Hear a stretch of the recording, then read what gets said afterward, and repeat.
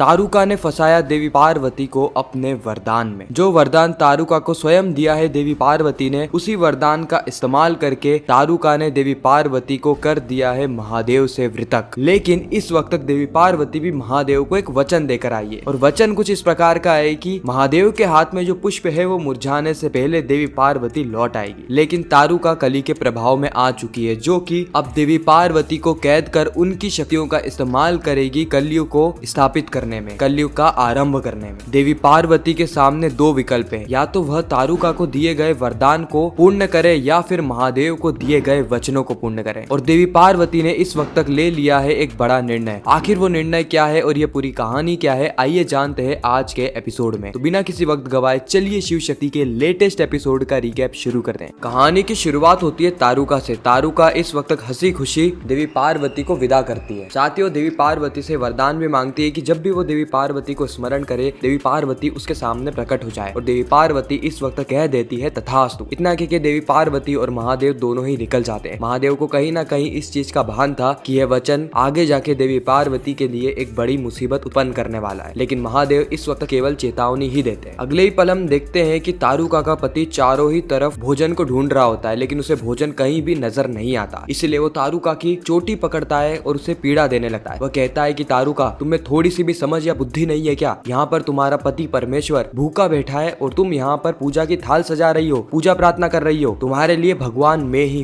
हूँ, यानी मैं ही हूँ। इस वक्त तक तारुका हाथ जोड़ के अपने पति से माफी मांगती है, लेकिन तारुका का पति तारुका को माफ कर ही नहीं रहा होता। वह उल्टा तारुका को मारने लगता है, उसे पीटने लगता है। पीड़ा में तारुका जोर से पुकारती है देवी माँ को। इस ओर देवी माँ यानी देवी पार्वती और महादेव जा रहे होते हैं। महादेव देवी पार्वती से कहते हैं कि देवी, आपकी भक्त आपको पुकार रही है। लेकिन देवी पार्वती महादेव को चलने से इनकार कर देती है। देवी पार्वती कहती है कि महादेव, इस समस्या को मुझे ही सुलझाने दीजिए। महादेव जाते आते सिर्फ इतना कहकर जाते हैं कि देवी, कोई भी वचन देने से पहले एक बार सोच लेना। इस ओर तारुका का पति एक लठ लेकर आता है और तारुका को बस मारने ही वाला होता है कि उसी वक्त देवी माँ वहाँ पर आ जाती है। देवी पार्वती उस लठ को पकड़ लेती है, साथ ही पुरानी स्मृतियों से पता करती है कि आखिर ये मनुष्य किस कदर का मनुष्य है। देवी माँ को समझ में आता है कि यह तो एक पापी है जो कि पहले भी तारुका को इसी तरीके से मार चुका है। इसीलिए वह उसे समझाती है, लेकिन तारुका बीच में आके देवी माँ के हाथ पांव जोड़ने लगती है। वो देवी पार्वती से कहती है कि देवी, मेरे पति को माफ कर दीजिए, उसमें इतनी बुद्धि नहीं है। यह बात सुनकर तारुका का पति और ज्यादा गुस्से में आ जाता है और उसे वापस से मारने ही वाला होता है कि इस बार देवी पार्वती उसके पति की गर्दन पकड़ लेती है और बस उसका अंत करने ही वाली होती है कि वापस से तारुका हाथ जोड़ के देवी पार्वती के सामने आ जाती है और कहती है कि मेरे पति को मत मारिए देवी, क्योंकि यहाँ पर सिर्फ एक मनुष्य की बात नहीं हो रही है, बल्कि हम सबके पति कुछ ऐसे ही हैं। देवी पार्वती कहती है कि आप सभी स्त्रियां अपने आप को कमजोर समझ रही है। जितनी शक्ति मेरे अंदर है उतनी ही शक्ति आपके अंदर है। हर स्त्री के अंदर सारी ही शक्तियां हैं। आप उन शक्तियों का इस्तेमाल कीजिए, कम से कम अपनी रक्षा के लिए, ताकि यह मनुष्य आपका गलत फायदा ना उठा सके। इस ओर देवी पार्वती वापस से प्रहार करने जाती है, लेकिन इस बार तो तारुका हद ही कर देती है, यानी वह घुटने पे बैठ जाती है और देवी पार्वती के हाथ जोड़ने लगती है। अब देवी माँ अपने भक्त की पुकार को तो अनसुना कर नहीं सकती, इसीलिए वह